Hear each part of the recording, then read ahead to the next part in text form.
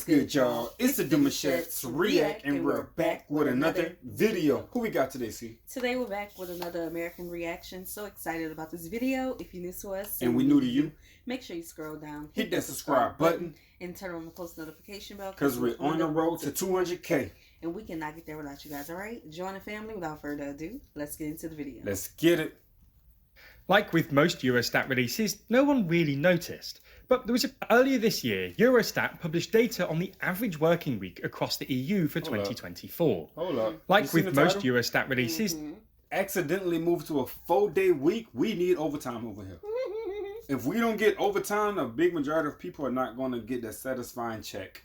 I was one of those ones, man. They pushed for overtime, and whenever they had it open, I'm getting it. I'm on the clock. So, yeah, 4-day week is crazy. But the last job that you had 4-day weeks. You was off for 3 days. You know, remember it was a long ago. No.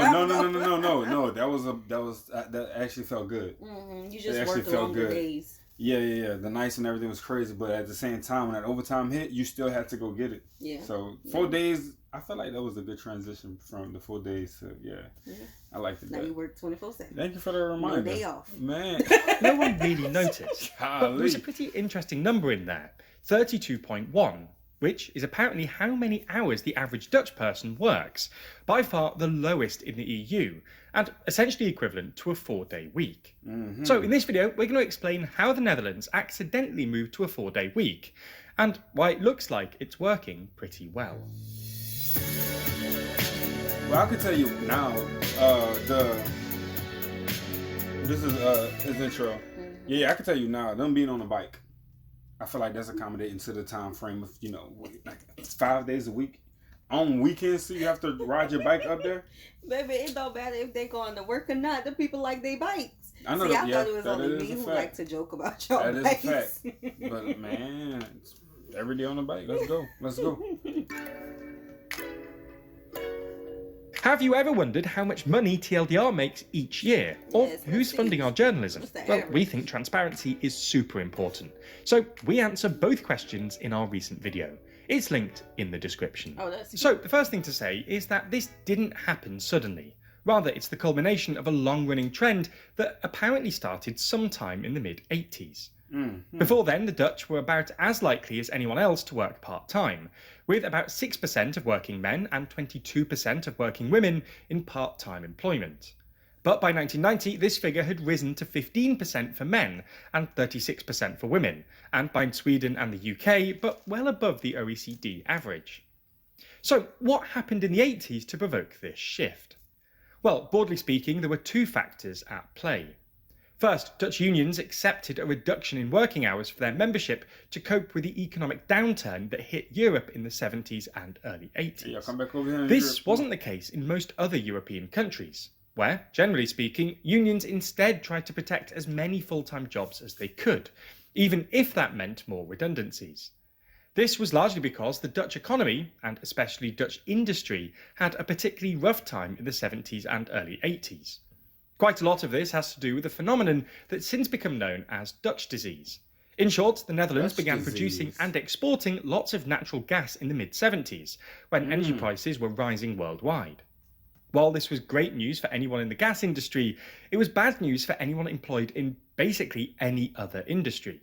Strong gas exports put upwards pressure on the Dutch currency, the guilder, which made the Netherlands' other exports uncompetitive, leading to widespread bankruptcies and job losses. The Netherlands then suffered a particularly brutal recession in the early 80s, with GDP contracting for 8 consecutive quarters between 1981 and 1983. Can you imagine the gas industry around that time just taking all the money? I'm talking about but the fact they went in recession and everything, they even downsized on work at one point. And then the gas came in and, everybody else was like looking at us like, yo, they just taking it off from us right now. You know what? Whoever that guy was making bank around that time. I'm a little triggered in the recession word because I remember our last recession. But we were not adults yet. We're adults now. I don't want to go through that. Like, I feel you, Lord. I feel you. You understand the more you grow. Listen, we just started traveling abroad. Okay, we got a Netherlands. Never mind. Yeah. Never mind. But yeah, let's see. With exports collapsing and the domestic economy in the doldrums, Dutch unions accepted that they needed to do something drastic. Right. In November 1982, as part of the so-called Wassenaar Agreement, with Ruud Lubber's new right-wing government, the unions agreed to both lower wages and accept fewer working hours in order to keep Dutch industry afloat. This worked remarkably well, and in the subsequent economic... Also, in other words, they cut everybody off. Not off, just... Well, you know how like, we gotta let some people go? Yeah. Like, you know how they have these big plant jobs and they, hey, you know, we're gonna have a big meeting and sorry to tell you, but a lot of you guys are not gonna make it. You know what I'm saying? Yeah. Why? Because the company is at risk of having to put more money into the employees' pockets, but they have to cut their dollars back so they don't go bankrupt or, you know what I'm saying, lose out on their money because of the amount of workers. So, but, you know, it sounds like they thought about the people and they just said, we're just going to cut everybody's hours so that people don't get laid off.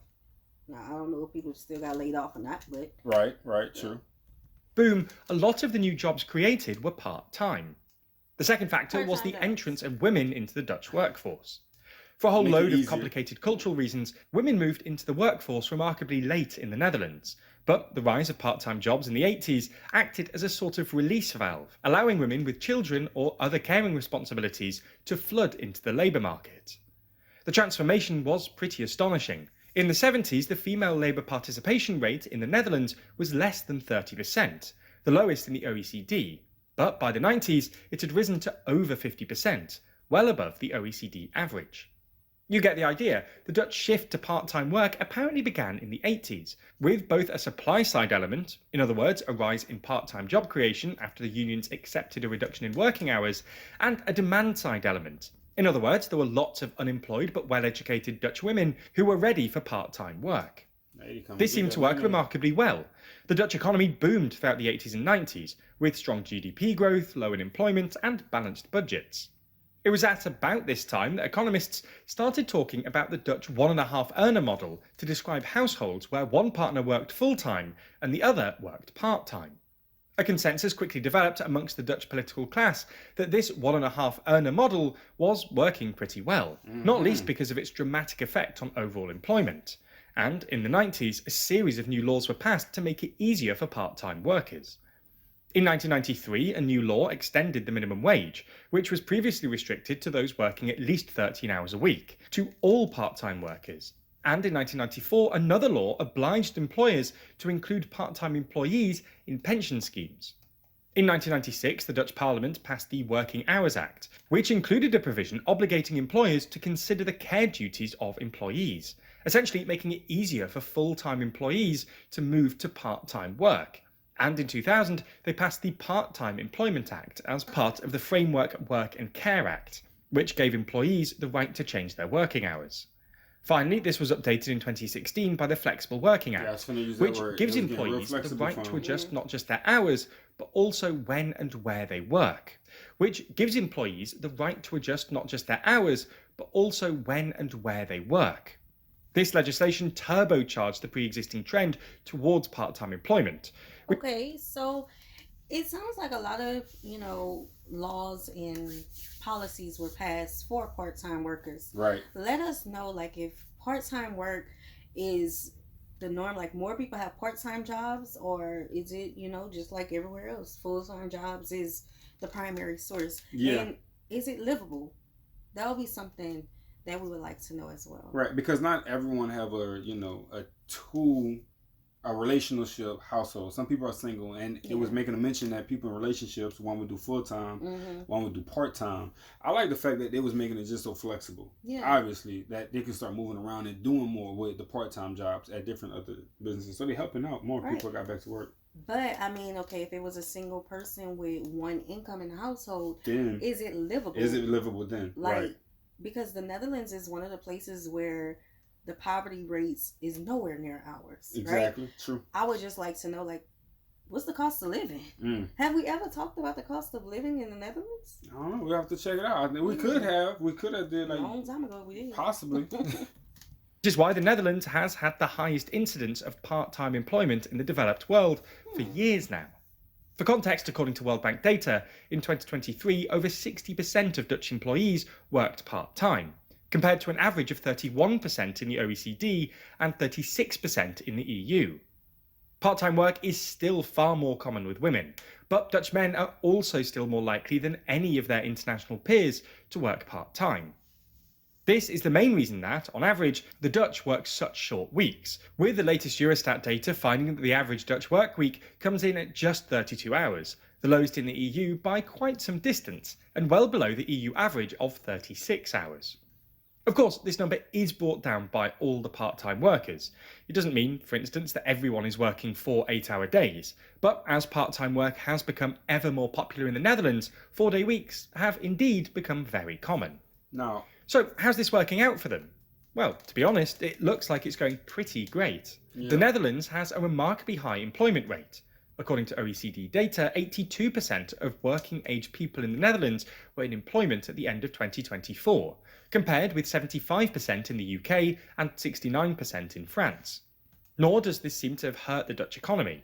The Netherlands is an incredibly rich country, measured by GDP per capita, largely because Dutch workers are quite literally some of the most productive in the world, which might have something to do with the fact that they're not as burnt out as the rest of us. And finally, families seem to appreciate it. Dutch kids are quite literally the happiest in the world, presumably at least in part because they get to spend more time with their parents. Now, when you're diving into complicated topics such as this, it's quite easy to get caught up in what you know without even missing a beat.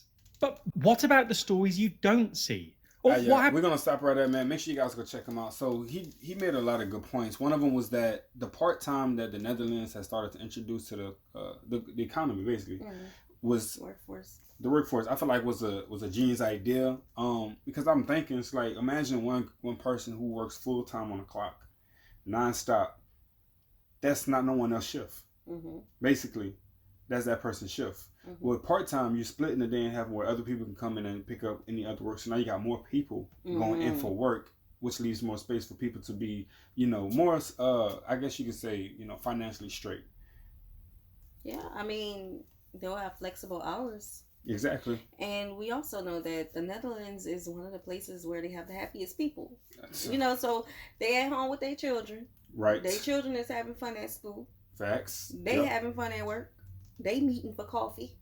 Because they productive. They put it on the calendar. Yep, they gotta happen. Yep. Yeah, so let us know what you guys thought about this video. We hope you guys enjoyed it with us. Be sure to subscribe. We'll see you soon. Peace.